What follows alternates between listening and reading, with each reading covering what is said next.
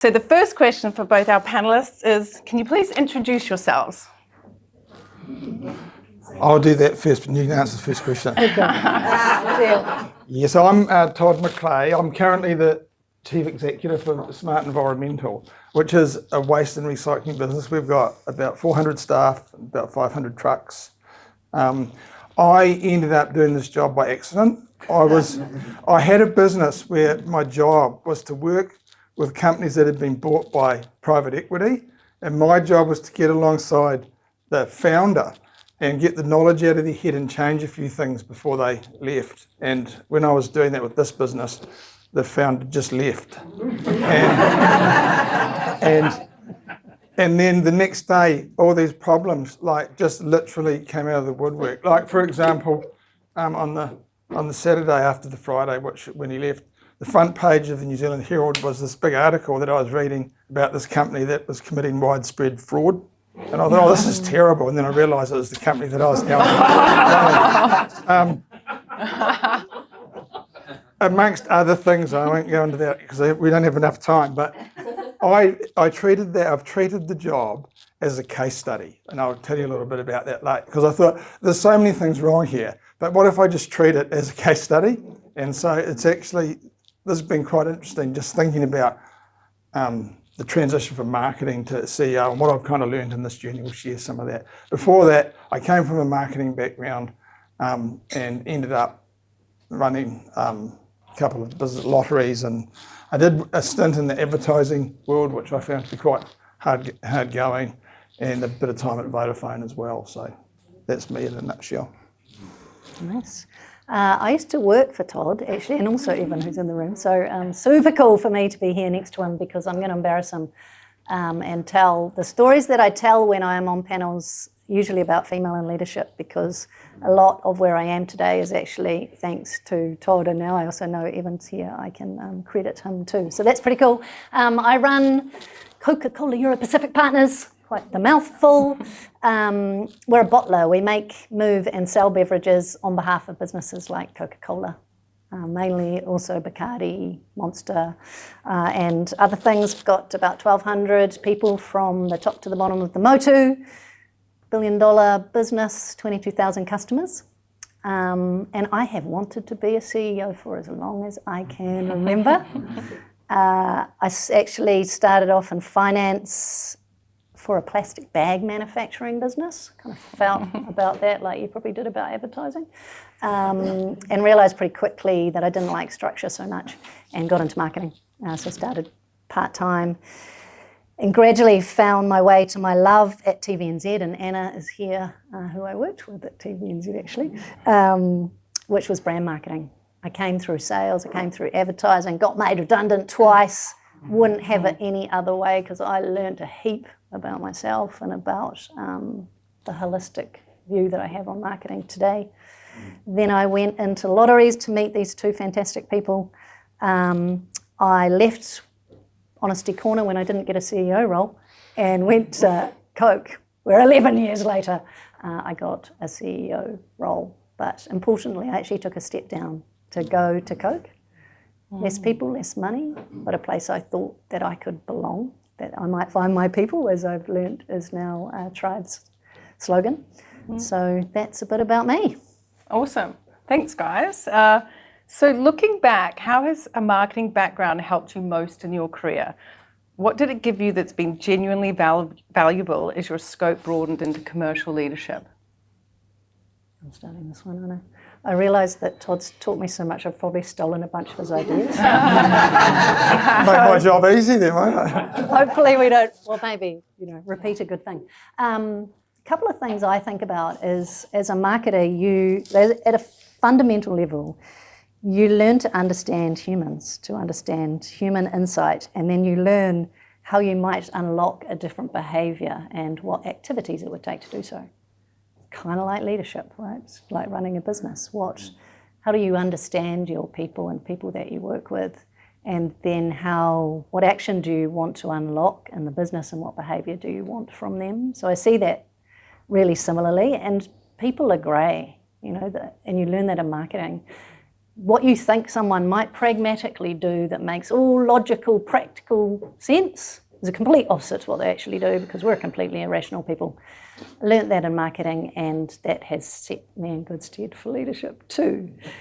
But one more bit is actually more on the pragmatic side. As a marketer, you learn that working with an agency, unless you give a really clear brief and know what you want and know how to articulate that, freedom in a framework might be one of the things I stole from you.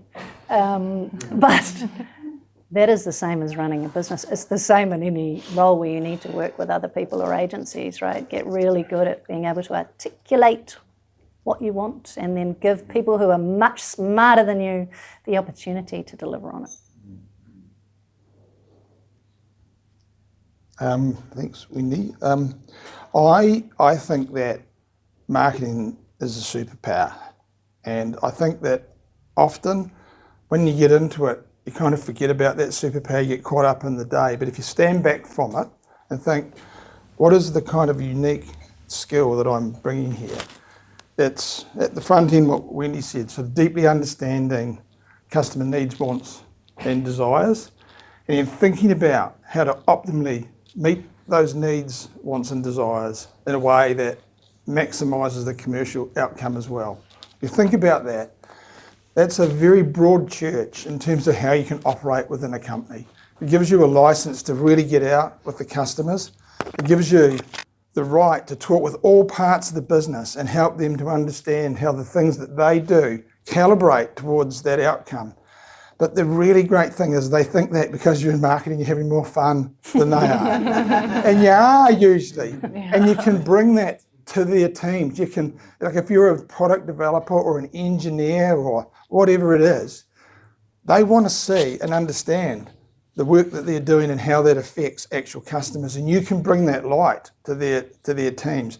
And in doing so, they will share parts of their world with you. And that's the crucial thing, because over time, the more that you learn about those other parts of the business, the better set up you are to be a CEO. Because the big difference you find when you become a CEO is the problems that come to you come from everywhere. And you've got to solve them, because the reason you've got them is because the people that are working for you couldn't solve them. So you only get the hard ones. And at that point, you realise the more diversity that you've had in your background across everything, the better equipped you are to deal with that. So I think it's a superpower.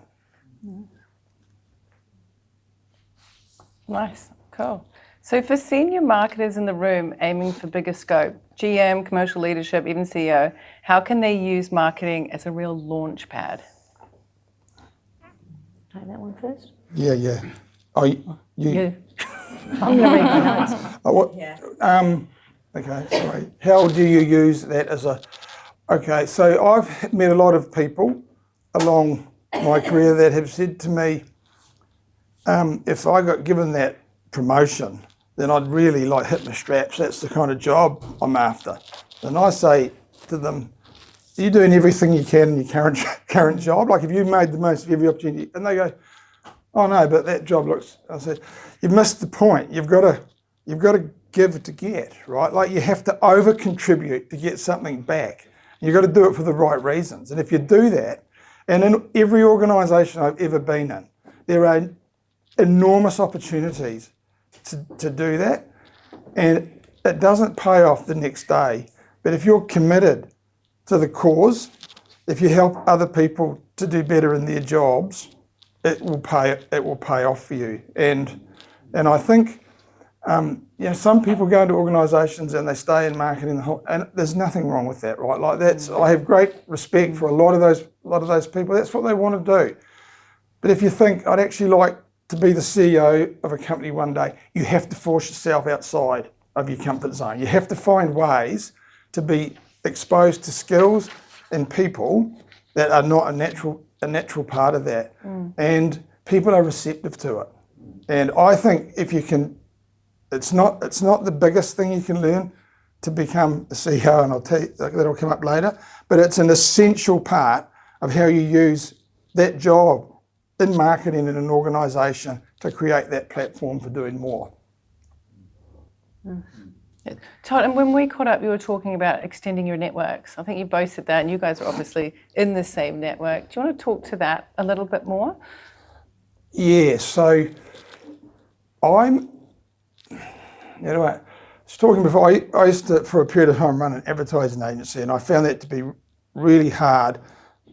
People would work really hard and they'd present to clients, and then the clients would often be really mean to them and have no respect for the work. You know, you're probably the clients. Yeah. And it used to break my heart. Yeah. And then I realised, that I had these experiences where I was going and spending time with people that knew nothing about that. People that had science backgrounds or were engineers or run rubbish companies, and I'd tell them really basic things, and they'd say, "This guy's a genius." Right? And I thought, it's just a different crowd. And then what happened is, those people, these weak connections that I had made, would ring me up and say, "You're the missing piece that I'm looking for in this thing I'm trying to sell," because they didn't know people with these skills. Whereas we tend to gravitate around people that have got them, and it's hard to stand out in that. It doesn't mean you don't learn off your peers, you do. But if you want to be the missing piece in someone else's puzzle, you have to find people that are different. And in doing so, those weak connections later on will open up opportunities that you can't imagine.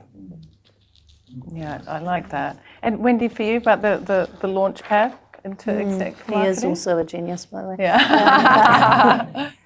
Yeah, one of my bugbears, I will come back to your question, but is, and it always has been, is marketers not thinking that they are commercial, or not thinking they're part of a network that is a sales team and a finance team, and obviously many others. So when I reflect on what my launching pad was, I actually think it was an opportunity to cozy up to a CFO and write business cases and learn the language of finance and the thinking that comes with ROI, rate of return, all that, really boring and really important stuff that businesses run on, and cash flow. And so sidling up to, make the CFO your bestie as much as you can. Ask them, hey, if you were writing a business case for this campaign, what would it look like? What metrics would you want me to have? Show that you understand the value of marketing to the business and the return, and then do the same to sales. And I absolutely agree from a diversity perspective. And having worked in sales, I got that. I got how damn hard it was talking to customers every other day, and what marketing could do to help sales. So, sidle up to them, learn from them, make them look good, and all of a sudden you got two peers on an exec team who want to work with you and maybe want you to be their boss. So that's my biggest advice, is get commercial. We were talking before, commercial is such a waffle word, it's like strategy. But what do I mean? Learn the language, use the language, and live it. So when we talk about commercial fluency, and I don't want to put you on the spot on this, what are 3 commercial metrics that you'd want senior marketers be fluent in before you'd put them into a broader scope role, and why? Wendy just said she had a background in accounting, didn't she? Yeah. I think she's perfectly suited to open the batting on that. Thank you. I am a big fan of keeping it simple. Yeah. So if it's not simple and it gets too jargony, forget about it. The finance people probably don't understand it either, even if they pretend. So stick to the ROI. Everyone gets what that is. It's about being able to prove it that's important. So understand the return on investment, understand whatever metric you use, whether that's EBIT, EBITDA, operating profit in my world, and cash flow would be the other one. I think I've only realised quite late in my career, as you start to work for particularly shareholder-owned businesses, how important that is. And I had no idea all this marketing money that I was spending, what the impact was. To cash flow, that'd be 3 of my pick. Yeah, nice. I've had to learn a whole new sort of set of financial metrics. We've got enormous capital expenditure in our business, and we had a private equity owner that sold out, and a new owner came in, I got sold along with the trucks. But anyway, that we had a period leading up to that where we had no access to capital, and it lasted quite a long time because the sales process went on for, it was meant to take a few months, took a couple of years. And so we just didn't have any money to spend on anything. And so we thought, oh, how can we use this to our advantage? And we said, let's find ways to grow our business without having to spend any money. And it was unbelievable. Like people came up with just this enormous range of ideas that were really good, that enabled us to grow substantially faster than we were if we had money, but with no money. It was the biggest revelation. And so like that's a key metric in our businesses, return on funds that we deploy into the business. And there's a lot of operational efficiency, like, you know, you don't want to, it's the joke in our business, you buy a truck and on day one you've got a $700,000 truck and one customer. On day two, you've got a $7,000 truck and two customers if you're lucky. It's a long way to break even, right? So you've got to be very careful about, and that's been a great learning experience for me, just getting my head around that metric. Oh, good. I like to be positive, but I'm going to ask this question in a negative way. Like, what should people stop doing? What erodes credibility? What do you see like, oh, just not again, or not that, from a marketer on their way up, career-wise? I go first? You want to go first? I'm going to flip it slightly. Oh, yeah, do it. You two would probably agree with this, was never good at asking for help. So don't be like me, ask for damn help. Because when you get advocates like these two for me, it is an incredibly powerful thing. And I'd tell a story, right, when I was able to go into Todd's office, and I thought I was being a bolshy little something. I probably was. You may not remember this. Was like, I want to go to Harvard. I want the business to pay. Everyone had already signed off, and I'd like to be marketer of the year, please. He said, and I had it taken me months to have the guts to have this conversation. Todd, yep. What do you need from me, and what else? Okay, I need to aim higher. Made that a bit easy. But I had, you wouldn't know, I'm remembering it that way. But I had an advocate, and what I actually learnt as much from, use advocates, find advocates, they are everywhere around you, was that I needed to be my own advocate, and that I should always advocate for myself stronger than anybody else. And that was definitely the biggest journey of my life, and I'm still not there, but if I may, I'll tell one more story about Todd, which is when I had two kids while I was at Lotto. I don't think we had a different CEO for the first. I was working for Evan. And I came back from the second, and Todd said to me, oh, what's changed? Like, something's changed. I feel like you're more confident. And I said, yeah, I don't care as much. I care less. TL, you probably heard me tell this story before. Priorities. Yeah, I got two kids at home. Now there's two of them. I don't want to stuff up both. Let's have some right priorities. But I cared less about what people thought, and I backed myself, and I had some better self-confidence. So use your advocates and be your own best advocate. It's powerful. Nice. Sometimes people in companies are mean about people in marketing. But they have all the fun. Is what it And looks the like, colouring right? in department, I've heard it called, and it's not really very fair. Like, so don't take it personally, right? I think you should be proud of what you do. I think people should be proud of it because it's actually a great part. It's actually a great pathway, and so that's the kind of first thing I want people to do less of. And the second thing is, I've kind of got this mindset that I've developed. That is, I kind of say to myself, it doesn't matter what happens to me, I'll be fine, right? Like, and literally, that's how I kind of view the world, and it's quite liberating because it doesn't really matter what happens. You just say, oh, it'll be okay, right? And I think that sometimes in organisations, people in marketing get put into the marketing department and they think they're boxed in. Whereas actually, you can really break down that box and go wherever you want and add as much value as you want wherever you want, and no one's going to stop you. And even if it didn't work out, you'll be okay. So I think there's more upside to try and to push the boat out than there is to kind of stay within your lane. And unlike an engineer, and I like engineers, but it's hard for them to come to the sales department and kind of add much sustainable value over time. But you can always do that if you're coming from the advocacy of how these products and services are actually being delivered. Some tweaks we've heard about how you could improve this product and add value. Would you like to see some customers? How about coming to our Friday night drinks? That'll be there at that. But, just be proud of it and don't be afraid to, puff your chest out and take the space that's there to be taken for what you do, because other people like it. Well, marketers are closest to the customers, right? And the business needs to know, right? What about AI? We have to talk about it. It's not everything. What's your view and how that's going to work in the world of marketing and executive leadership?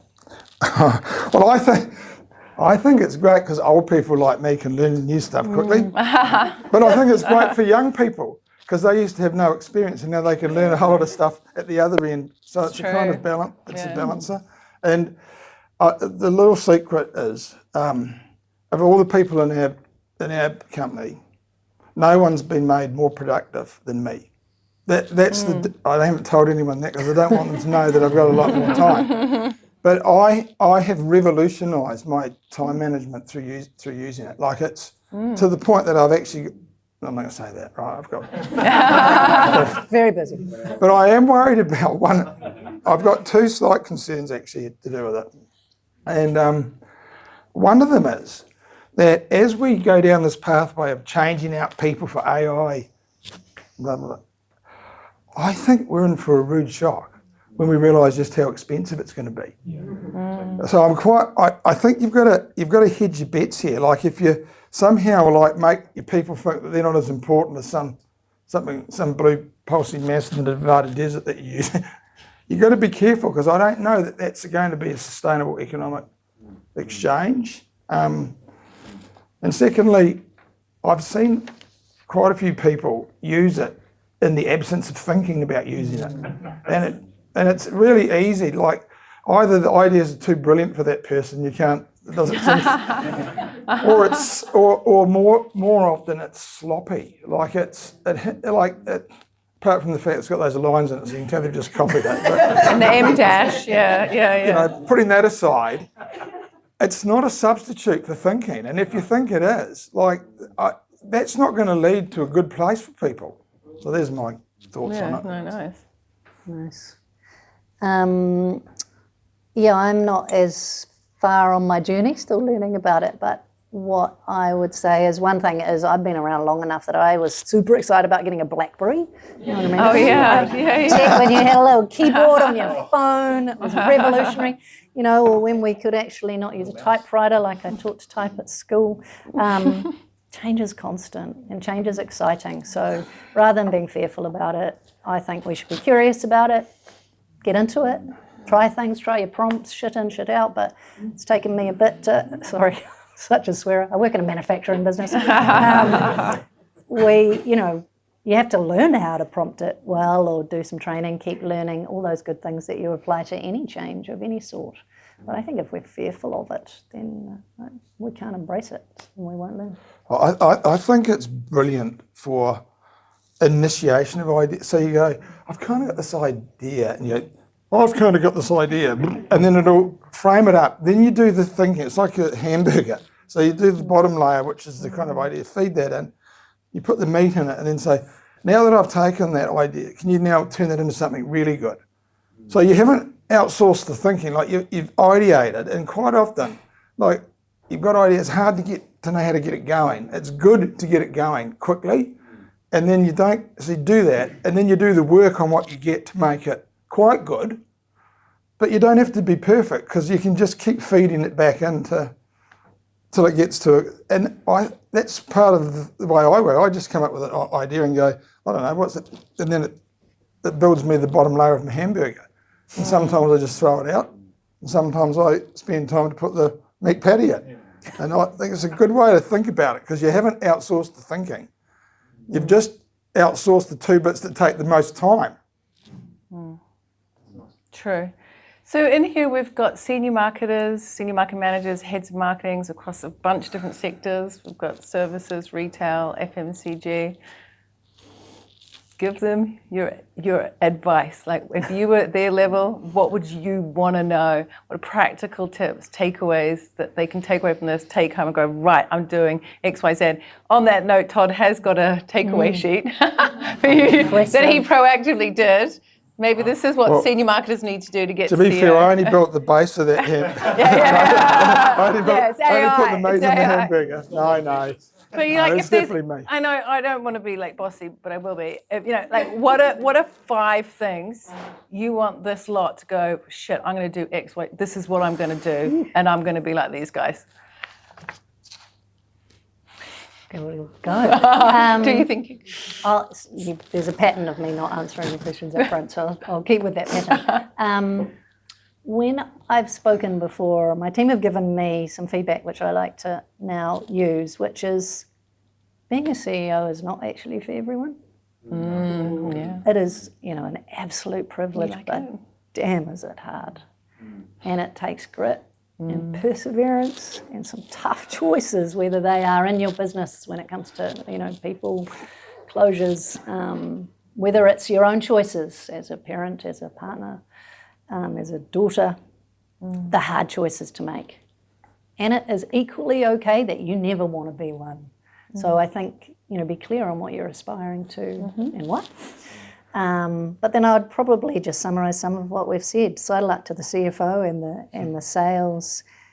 Just get into being curious, and whilst you enjoy being in the best department in the damn business, put your hands out and your tentacles out to grab other bits.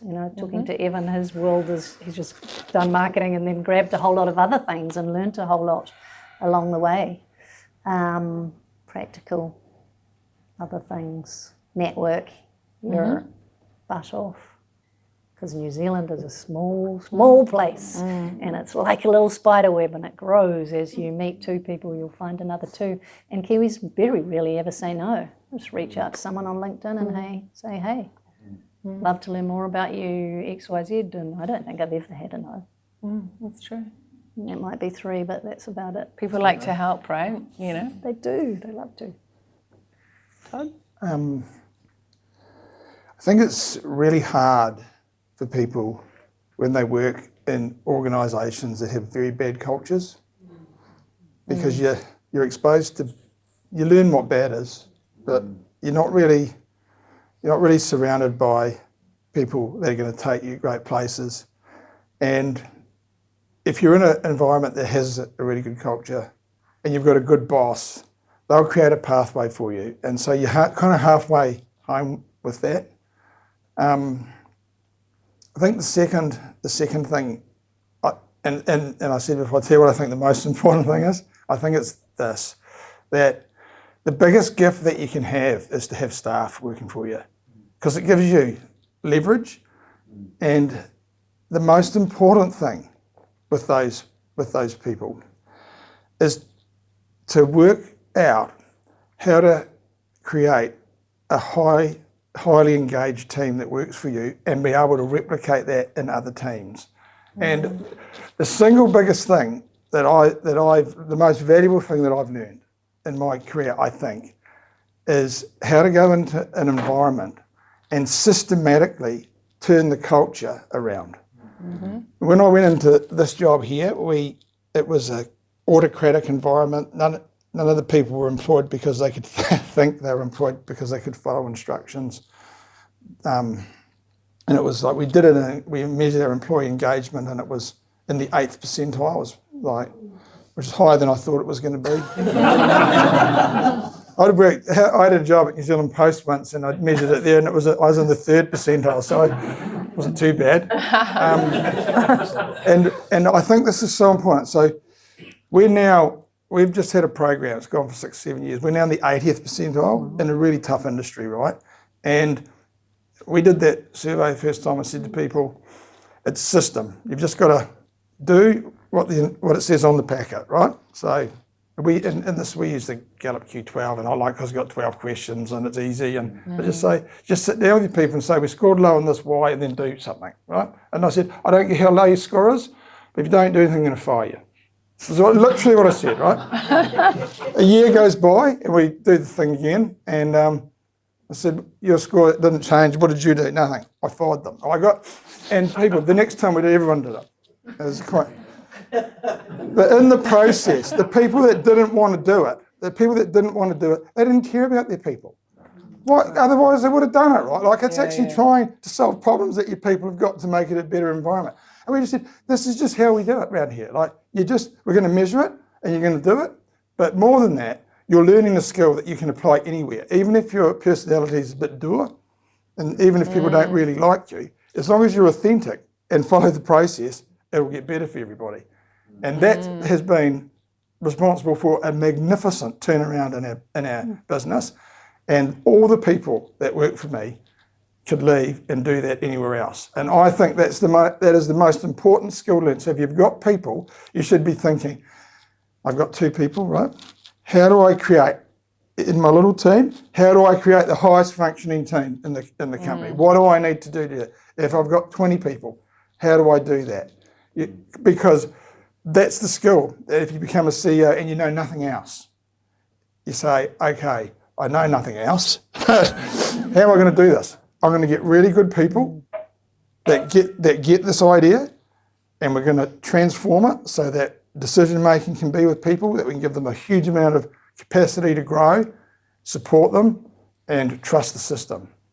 And if you do that and you learn those skills, being a CEO is not for everybody, right? Like, there's a lot of problems. I just sit at my desk and wait for the phone to ring and be problem line, right? It's not for everybody.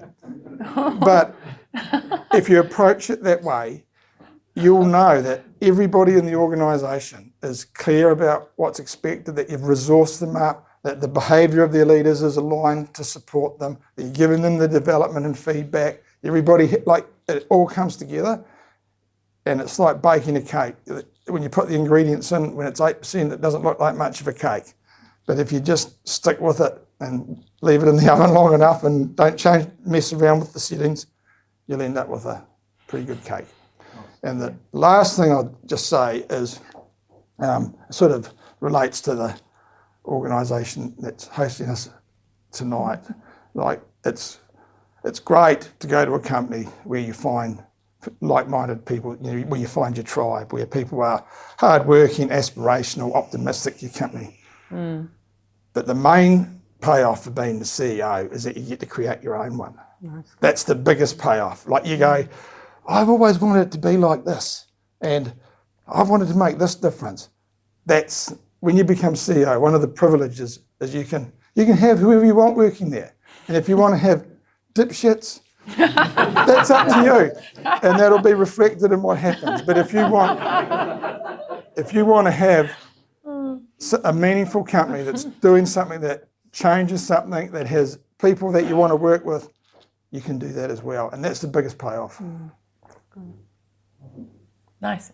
Anything else to add, guys, before I go out to questions and we wheel out Bruce for a question as well? No? Yeah, you're in a minute. Anything else, Wendy, your side? No. Those are great. This is what we need to hear. Guys, don't be shy. It's not like marketers to be like that. If you've got any questions, just yell it out. Put your hand up and yell it out. What key characteristics do you look for when you're employing someone? Always starts with attitude for me. Yeah. It's easy. You've got to be willing to learn. I'm not a big fan of ego. You need a little of it in sales maybe, but be willing to learn from other people, get over yourself. To do that, have some drive, know what you love or don't love, ideally, or be willing to learn that. That's everything. Like, most skills you can teach, or you can employ really great other people to manage people to teach that, or you can go on training courses. Accountancy is totally foreign to me, actually. It took me 2 years of studying it to learn that. But I learnt it because it's a technical skill. But I think the reason that love being a CEO and I got put into this role was my attitude. And I do like people who care, who give a damn about other people because it's useful. The rest is teachable. I have a framework for what Wendy said. It's called you the TEC model, Oh, yeah. which TEC stands for talent, experience, and cultural fit. And the worst person has just E, which is experience. They don't have any talent or cultural fit. They just think they know the answer. They know the answers. The best person has all three, but great organisations are built around people that have got talent and cultural fit. And as Wendy said, you teach them the skills. And I did a recruitment job recently for a divisional GM role and used Tribe. It was quite an interesting job because I was looking for people that had done unusual things in there, like that had. I didn't really care what they were. I just liked the idea that they'd, tried to set up a farm and it didn't work, or just done some random stuff and learnt from the experience and got back on some of the things that these people did actually work out. They weren't all, but just a lot of flavour and I think those kind of two things together. People that have got a bit of an adventurous spirit and have pushed the boat out a bit and lived a bit, and have got some talent and a decent people, you can't go wrong.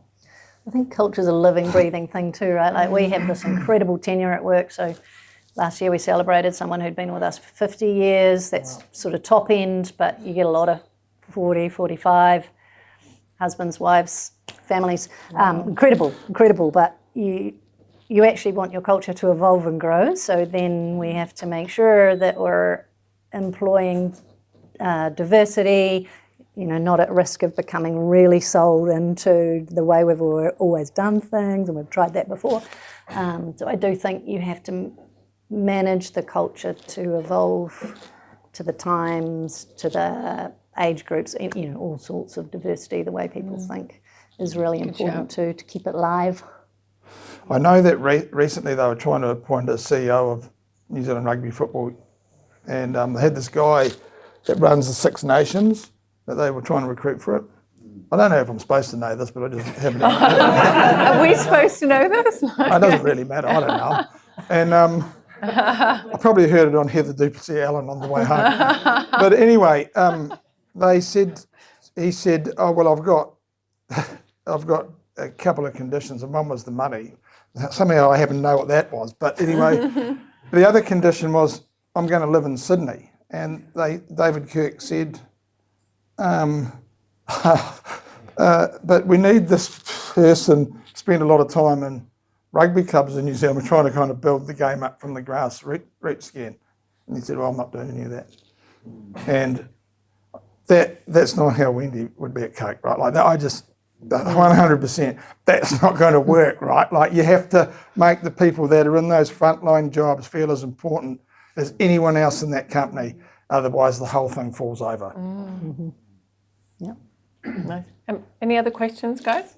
I had a question, which was around how do you, what's your communication style as a leader, and how do you ensure, and especially from a systems perspective, how are you communicating, and what decisions do you share, not share, and also how do you ensure that your stakeholders are communicating to you so that you don't have any blind spots in this?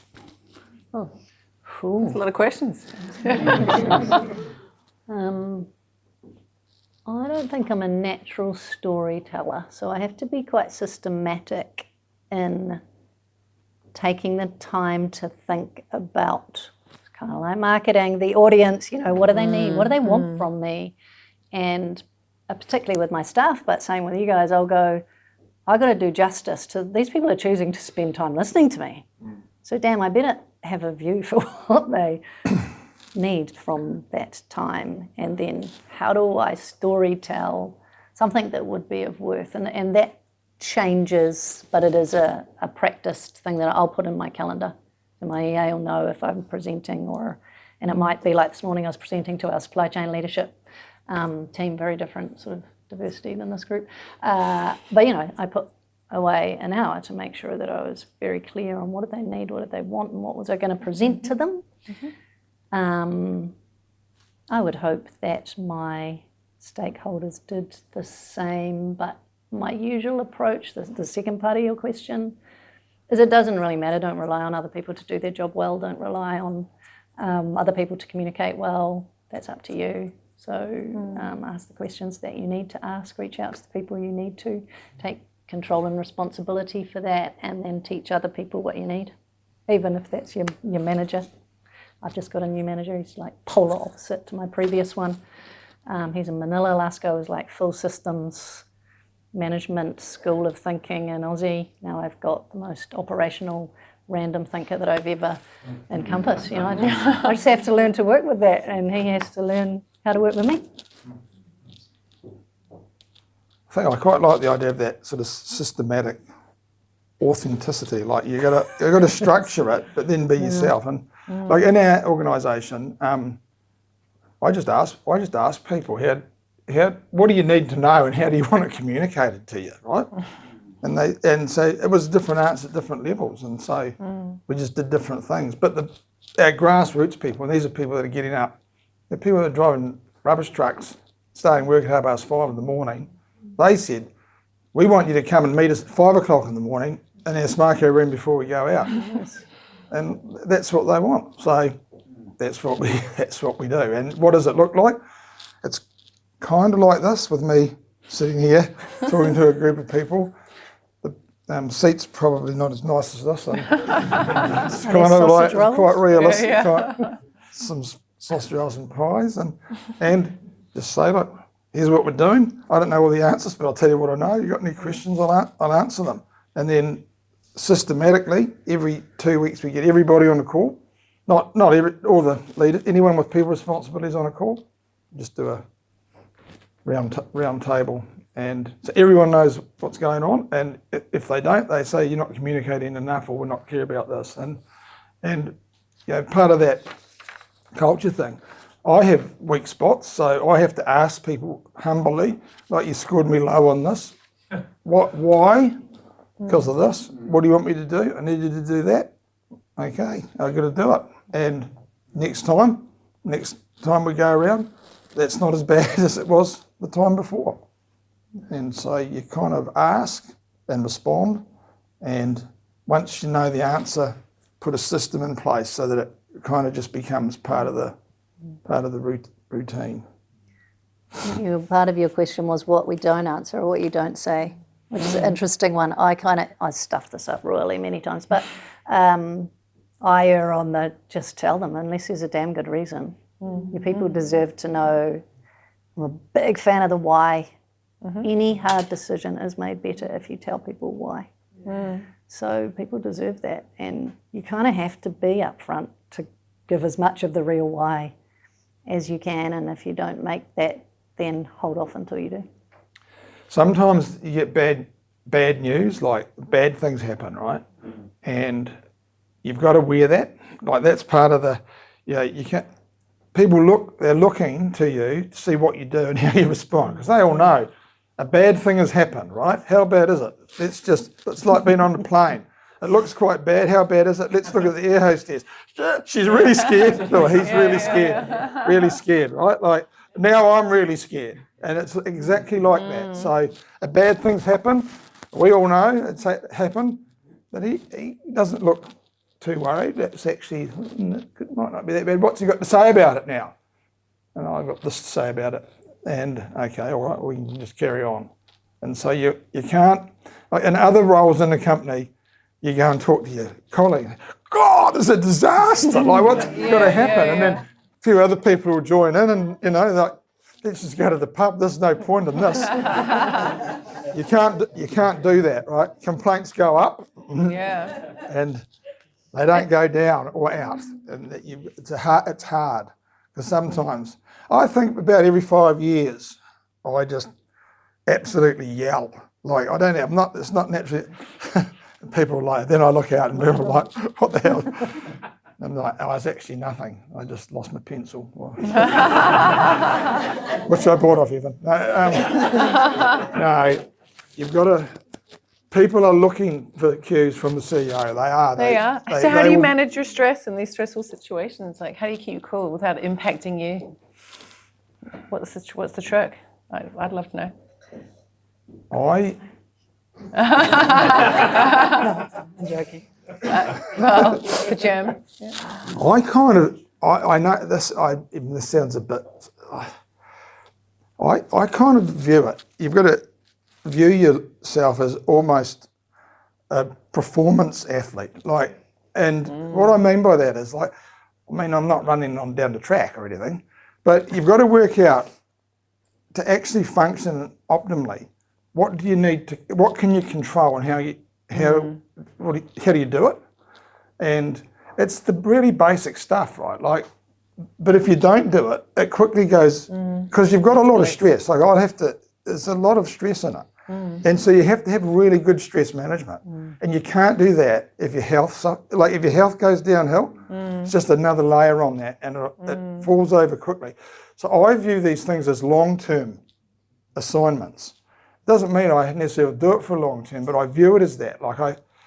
And part of the reason I view it like that is people know if you're only there for a short time.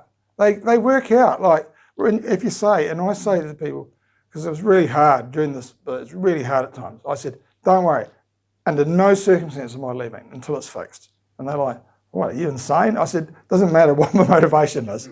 That's the way it's going to be, right? Nice. And they're like, okay, it's okay, that we feel comforted by that.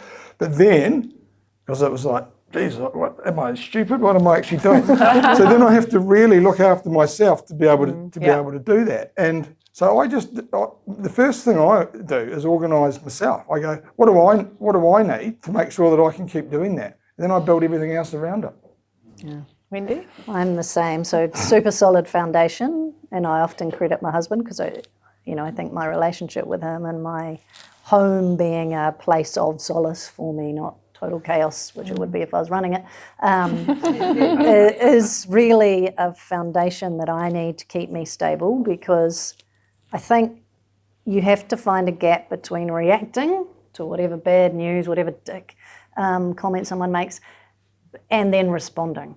Because you can't react with perhaps what you might like to, because everybody takes their guide from that. So how to create that gap, I think, probably is different for everybody. For me, I'm, pretty classic breather. I'll maybe put both feet on the ground and stabilise myself. You've really annoyed me if you're seeing me. Or I need to go to the toilet for tapping my foot. But I have a couple of towels. But that's me finding the space, and I use things like Pilates regularly to try and find that space and solace for myself, and then a bit of purpose. My purpose is people don't deserve for me to react. They deserve for me to be able to respond and actually add some value, ideally. But I don't get that right. I mean, last week, and because I hadn't been taking care of myself, and I'd probably been drinking too much wine because I'd been out too much, I have to get that balance really right, particularly in my 50s. I was so close to losing my temper, and that's really unlike me. I don't yell. Well, yeah. And I actually said, I have lost my patience completely. I'm embarrassed with this behaviour. I'm leaving the room. Which was not a great move, but I was about to lose it, and it sent a damn good signal. Don't behave like that. I'd be scared. I think it's a great thing. Yeah. So it's a bit frustrating to need to sometimes, but I was going to show that frustration well and truly if I Well didn't. done. Just on that though, like we're just humans. We screw up, right? Like best intentions, things go pear-shaped. We do things that we didn't want to do, or we regret.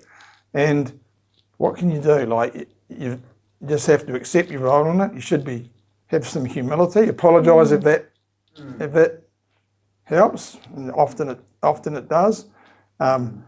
Make an endeavour to be better and move on. Because what's the point? Hey guys, we've got our celebrity joining in here, Bruce Pilbrow. Well, I went to Bruce about 2 months ago. I went, I said, who is the CEO? Who's a really good CEO or MD that's come from marketing? And I thought I'd said something wrong because you went silent, and he started pointing at himself. So he did, but he was funny. So I feel like it's time to bring out It's a great gun, and you can have my microphone. But no, you need it for recording. This is great content. Hello? I'm not going to ask She's questions. an but ex-advertising person. yeah. You can tell that. I can hear a lot of nodding and agreeing. Have you got anything else to add, Bruce? I think the floor is yours. We've got a few minutes. You said 45 minutes. I'm embarrassed by that for a start, and exceptionally humbled actually by you guys. I just think there's just there's so many aha moments when you hear people going, yeah, got it, feel it. I'm glad that James is here, the owner of the business, because he's hearing my pain through you guys, which is great. So hopefully he'll think about that. I guess one of the questions, you actually had a question for me. What's it like transitioning from a CMO to a CEO? Yes, I did. What's the real difference between leading marketing and leading a business? Yeah, and I think these guys pulled out a whole bunch of things which I think are really important. I think you said, Wendy, that you've got to, Russell, do you know Russell Hewitt, Vodafone? Yeah. He said to me once, he said, you've got to be sure you want the black chair. And I think, and that's exactly what you said, in the sense that... It's more articulate. Oh, well, that's Russell, not me. But you sort of fantasize about being a CEO, and it looks great because they get you're driving a Porsche, and I think you're driving they get the mess. But it looks great, but it's actually, I actually saw it as, when I got on the seat, it's actually a bit of a demotion. And I'll tell you why, is that when you're a marketer or a CMO, you're a specialist. You're a rock star that is controlling the brand, the customer journey, all the wonderful things in the business. When I came as a CEO, I had to learn to be a generalist. And I had to learn to, John Graham, who was my first board was John Graham and Sir Ralph Norris and Russ Hewitt. And John Graham pulled me aside and he said, you should never have to stand on a soapbox to tell people how great you are. It's the talent that you hire. And so you've got to go from a specialist almost to a generalist and then lean into the talent and realise you actually are the dumbest guy in the room and it's actually okay. So then you move into a place of creating space for that talent to thrive and go, how do I get crap out of the way so you guys can do the absolute best at what you do, so therefore we all look great at the end of the day. So that I've kind of lived on that. And then the second thing I'd say is surround yourself with people that tell you the truth. So I had Rocky for a long time, who was one of those guys that you could just go in the room and he would call you out if you're being a dick. And I think it's really important to have people around you that who know you, who are going to speak the truth. And the truth might be you're not going to be a CEO. And actually that's okay, because we need great CMOs. And that's an awesome career. And so that's the other thing I picked up from you guys.